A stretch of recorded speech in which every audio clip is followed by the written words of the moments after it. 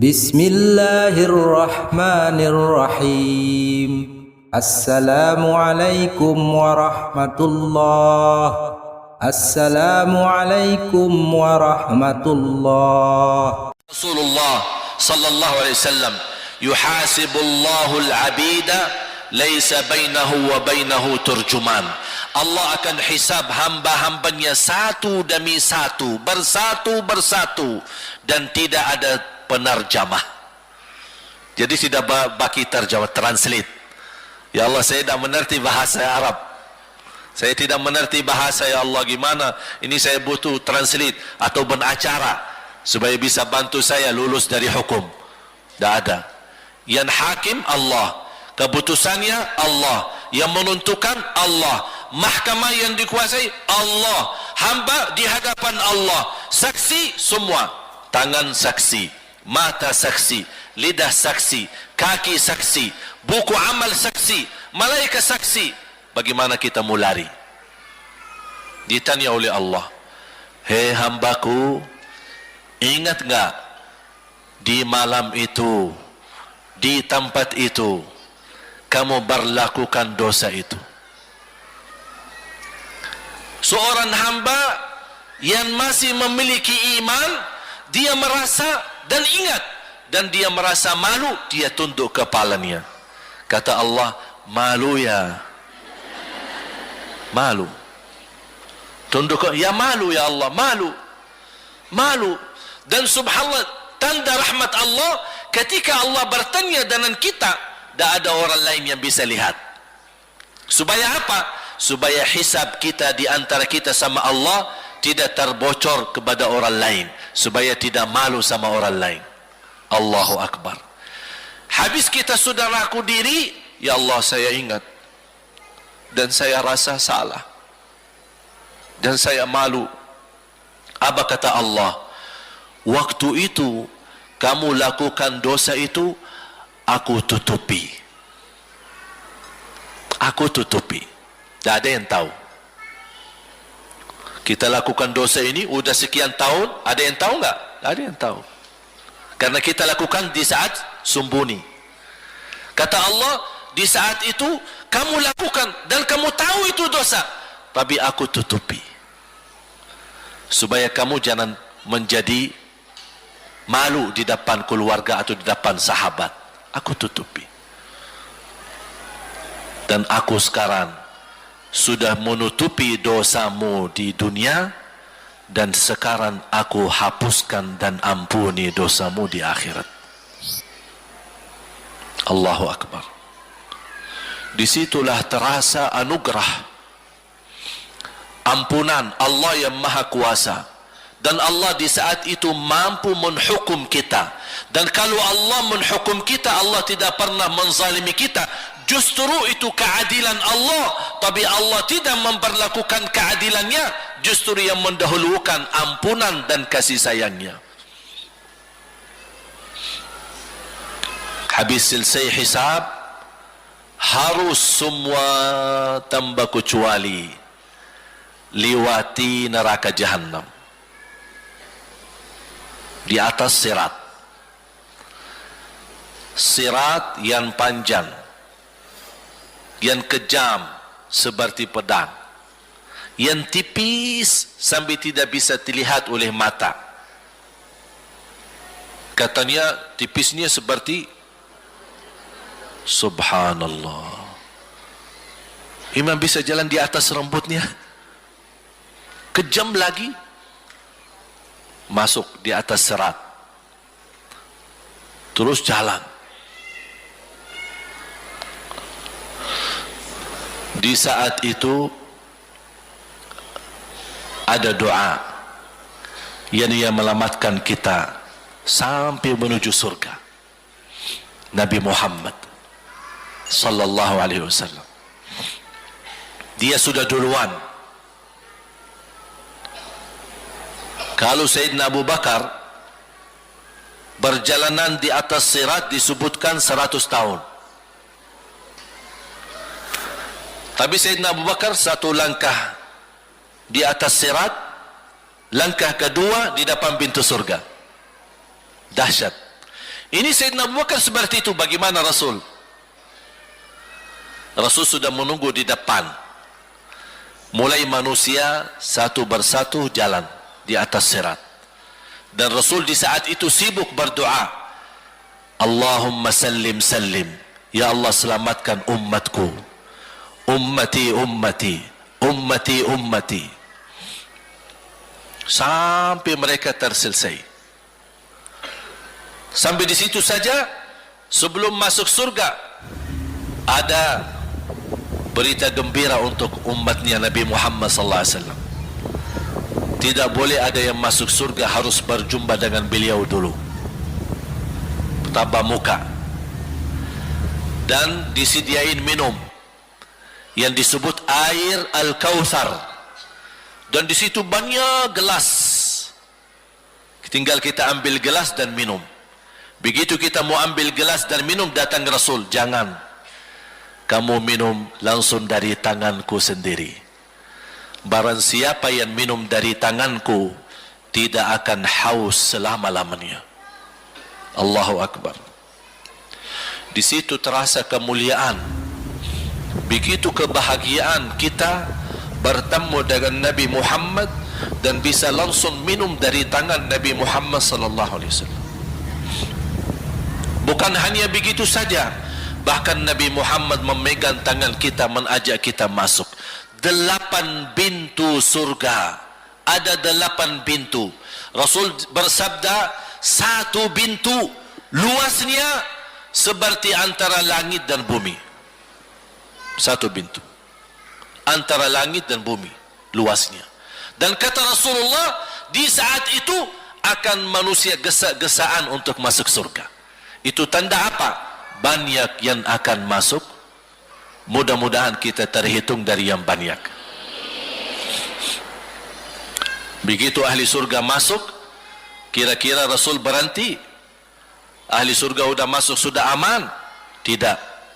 Rasul balik lagi, keluar dan menuju dari langkah sirat yang pertama, melihat ada enggak ternyata ada di antara umatnya yang tersisa, yang dosanya terlalu banyak, gesa-gesaan di jalan, merangkak di jalan sampai jatuh di dalam neraka. Rasul mana mereka? Masuk ke neraka. Kata Allah Subhanahu wa taala melihat keadaan Nabi Muhammad SAW. Apa yang dibutuhkan lagi? Kata Rasul, ya Allah, saya tidak akan puas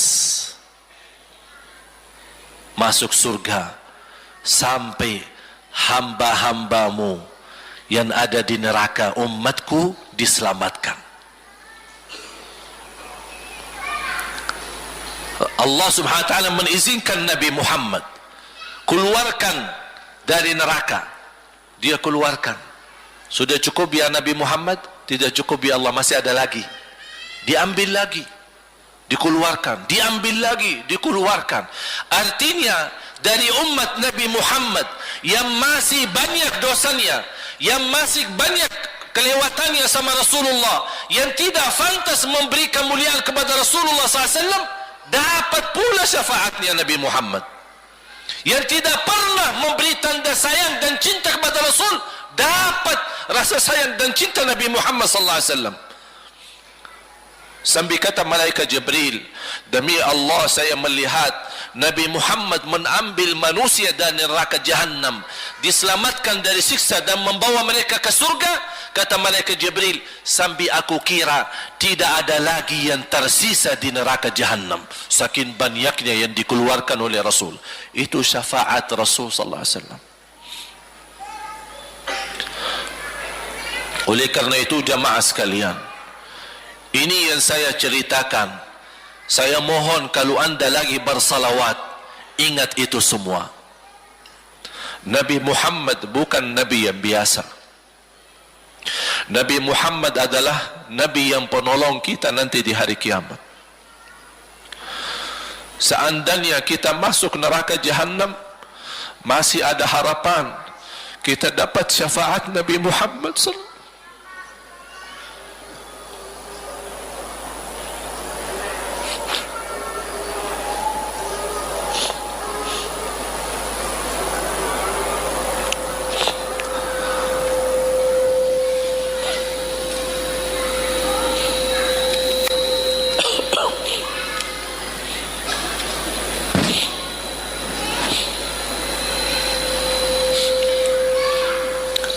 Yang masuk neraka saja dapat syafaat Rasul.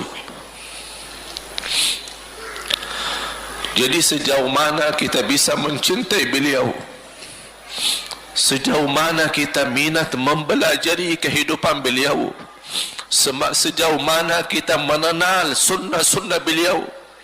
Di zaman ini, umat yang paling bodoh terhadap beliau kita umat Islam. Kita umat Islam banyak hal yang tidak tahu tentang beliau, tidak tahu bagaimana perjuangan beliau, bagaimana doa beliau untuk kita, bagaimana kesedihan beliau kalau ada di antara kita yang kena musibah atau keburukan, apalagi masuk neraka. Siti Aisyah radhiyallahu anha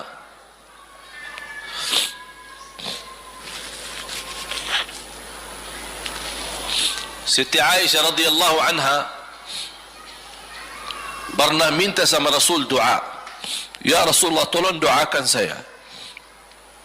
Rasul mendoakan, Allahumma ighfir li Aisyah ma taqaddama min dhanbiha wa ma ta'akhkhar, ma qaddamat wa ma akharat, wa ma asarrat wa ma a'lanat. Ya Allah, ampunilah dosa-dosa istriku Aisyah, dosa yang lama, dosa yang baru, dosa yang terang-terangan maupun dosa yang tersembunyi. Siti Aisyah menaminkan doa Nabi Muhammad dan menangis dan bangga dan senang. Saking senangnya, saking bahagianya, dia tertawa sambil Rasul melihat Siti Aisyah. Senang wahai Aisyah? Apakah kamu senang dengan doaku? Kata Siti Aisyah, bagaimanakah aku tidak senang? Aku justru merasa bahagia dengan doamu untukku ya Rasulullah. Apa kata Rasul? Ketahuilah wahai Aisyah, ketahuilah doaku yang baru ini untukmu, itulah selalu doaku untuk umatku di setiap salat. Itu doa Nabi kita buat kita. Setiap beliau salat mendoakan kita, ya Allah ampuni dosa umatku. Subhanallah walhamdulillah wa la ilaha illallah wallahu akbar. Allahumma salli ala Sayyidina Muhammad wa ala ali Sayyidina Muhammad. Dosa yang lama, dosa yang baru, dosa yang sembunyi, dosa yang terang-terangan, setiap salat itu doa Nabi kita Nabi Muhammad SAW untuk kita semua. Apa yang diminta oleh Rasul? Rasul tidak minta banyak dari kita. Salah satu yang diminta oleh Rasul dan memohon satu itu berbanyak, itu satu-satunya yang Rasul minta banyak. Selain itu Rasul tidak pernah minta banyak. Satu-satunya Rasul minta banyak. Apa? Salawatlah kepadaku, berbanyaklah salawat kepadaku. Mengapa Rasul minta berbanyaklah salawat kepadaku? Kenapa tidak minta amalan yang lain untuk dibanyakkan salawat atau amalan yang lain? Mengapa hanya salawat? Rasul berpesan berbanyaklah salawat kepadaku karena Rasul tahu dengan kita berbanyak salawat kita akan dijamin dapat syafaat beliau, dan itulah beliau yang diinginkan. Bukan hanya dapat syafaat, bahkan Rasul sendiri bersabda, aqrabukum minni majlisan yaumal qiyamah, yang paling dekat kepadaku hari kiamat yang paling banyak salawat kepadaku. Bahkan berita gembira bagi seorang hamba umat Nabi Muhammad SAW, akthiru alayya minas salati yaumal jumu'ati wa laylataha fa inna salatakum tablughuni haitsu kuntum. Ini keistimewaan khusus, kelebihan, amalan yang utama, bahkan yang terutama di hari Jumaat dan di malam Jumaat, fokus hanya bersalawat kepada Rasul. Mengapa? Karena Rasul yang berpesan, Rasul yang minta. Rasul berpesan, berbanyaklah salawat kepadaku malam Jumaat dan hari Jumaat. Mengapa ya Rasulullah khusus hari Jumaat dan malam Jumaat? Karena salawat kalian Allah sampaikan kepadaku. Kata guru saya, barang siapa yang ingin Rasul kenal dengan dia, berbanyaklah salawat kepada beliau. karena langsung nama kita akan sampai. Ya Rasulullah, ini salawat bapa dan ibu dari Bandung. Kan sampai. Ada riwayat, ada malaikat khusus tugasnya setiap kita bersalawat dibawa kepada Rasulullah sallallahu alaihi wasallam. Allahu akbar. Bahkan ada orang bertanya kepada guru saya, Syekh Muhammad Ibn Muhammad Ibn Mukhtar Asy-Syanqiti, dan beliau masih hidup. Subhanallah, ketika di salah satu pertanyaan di majlis ta'lim di Masjid Nabawi, ada orang bertanya, mana yang lebih diutamakan di hari Jumat? Banyak baca Quran atau banyak salawat? Kita milih yang mana? Beliau menjawab dengan jelas, dengan tegas, di hari Jumat dan malam Jumat lebih utama banyak salawat daripada banyak baca Quran. Mengapa? Karena kata beliau, karena itulah permintaan Rasul sendiri. Berbanyaklah salawat kepadaku di hari Jumat dan di malam Jumat. Dan banyak riwayat yang lain. Kalau saya sebutin manfaat, keutamaan salawat kepada Rasul, lebih daripada 100 manfaat. Menghilangkan kesusahan, memberi kemudahan lunasi hutang, menyembuh penyakit, menjamin ampunan dosa, mendapat 10 rahmat, mendapatkan syafaat Rasul, posisi kita semakin mulia. Setiap kali kita salawat semakin naik darajat kita. Barang siapa yang salawat kepadaku 10 kali, dapat 10 kebaikan, dapat 10 rahmat, dihapus 10 kejahatan, dan naik 10 darajat, dan di akhirat dapat syafaatku. Luar biasa. Hadis yang terakhir, Ubay bin Ka'ab radhiyallahu an berkata, ya Rasulullah, aku suka berdoa karena salawat, arti salawat adalah doa. Arti salawat doa. Ya Rasulullah, aku suka berdoa. Berapa dari doaku saya jadikan untukmu? Artinya berapa persen ya? Kalau bahasa kita, berapa persen kira-kira? Kalau misal saya doa 10 menit, berapa menit untuk Rasul, dan yang sisanya buat aku. Contoh, aku kalau berdoa, ya Allah ampuni dosaku, ya Allah murahkan rezeki, sembuhkan penyakit, Allahumma salli ala Muhammad wa ala ali Muhammad. Berarti lebih banyak untuk diri kita, baru untuk Rasul. Sahabat itu, ya Rasulullah bertanya, ya Rasulullah, berapa bagian dalam doaku saya jadikan untukmu? Apa kata Rasul? Kata Rasulullah SAW, ma syi'ta wa in zitta fahuwa khairul lak. Ya terserahmu. Mau doa bagaimana untukku? Ya terserahmu. Tapi semakin banyak untukku, semakin banyak manfaatnya untukmu. Apa kata sahabat? Ya Rasulullah, saya akan jadikan separuh doaku hanya salawat kepadamu. Artinya kalau saya doa 10 menit, 5 menit salawat dan 5 menit doa untuk diriku sendiri. Apa kata Rasulullah? Terserahmu, wa in zitta fahuwa khairul lak. Kalau kamu berani tambah, itu jauh lebih baik untukmu.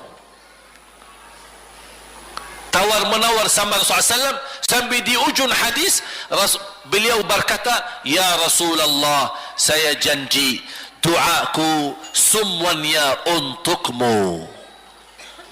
Artinya apa? Kalau dia angkat tangan berdoa, tidak satu pun minta buat dirinya. Bismillahirrahmanirrahim. Allahumma salli ala Muhammadin wa ala ali Muhammad. Allahumma salli ala Muhammadin wa ala ali Muhammad. Allahumma salli, sampai selesai. Tidak minta ampunan, tidak minta rezeki, tidak minta sehat, tidak minta keturunan, tidak minta apa-apa. Hanya fokus dengan salawat. Karena dengan salawat, apa yang kita niatkan terkabul.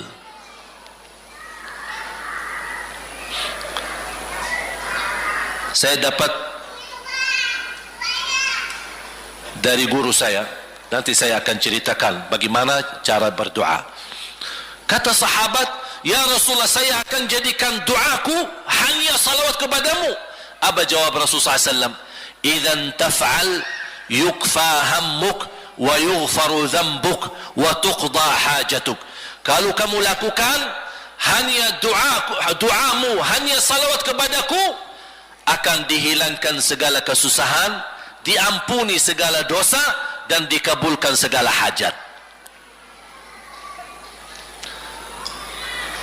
Kata ulama, apa yang diharapkan oleh manusia? Hidup di dunia tambah susah dan hidup di akhirat tambah dosa. Betul? Itulah kita dapat dengan salawat kepada Nabi Muhammad SAW.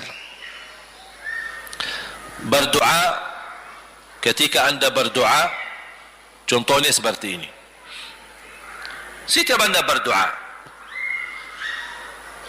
biasa mulai dalam bismillah dan memuji Allah Subhanahu wa taala. Cukup satu kata memuji Allah dalam segala pujian, alhamdulillahirabbil alamin. Segala puji bagi Allah. Ini mewakili semua pujian yang lain. Asmaul husna, segala sifat agung, segala kemuliaan diwakili oleh satu kata, alhamdulillahirabbil alamin. Kata sederhana, kata tidak terlalu panjang, tapi maknanya sangat luas. Oleh karena itu boleh diulangi berkali-kali, alhamdulillahirabbil alamin, alhamdulillah, sampai benar-benar merasa di hati. Karena ini ucapan mewakili segala pujian yang kita ingin sampaikan kepada Allah. Karena ada pujian yang kita ingat, ada pujian kata-kata yang kita tidak hafal, dan alhamdulillahirabbil alamin mewakili segala pujian kepada Allah Subhanahu wa taala. Kemudian bersalawat, Allahumma salli ala Muhammadin wa ala ali Muhammad kama sallaita ala Ibrahim wa ala ali Ibrahim innaka Hamidum Majid. Silahkan doa, ya Allah ampunilah dosaku. Allahumma salli ala Muhammadin wa ala ali Muhammad. Ya Allah sembuhkan penyakitku. Allahumma salli ala Muhammadin wa ala ali Muhammad. Ya Allah berikan kepada aku anak yang salih salihah. Allahumma salli ala Muhammadin wa ala ali Muhammad. Jadi setiap langkah doa diawali dan diakhiri salawat. Faham? Subhanallah, wallahi dahsyat. Saya tidak bisa cerita apa lagi. Mau cerita apa lagi? Wallahi dahsyat.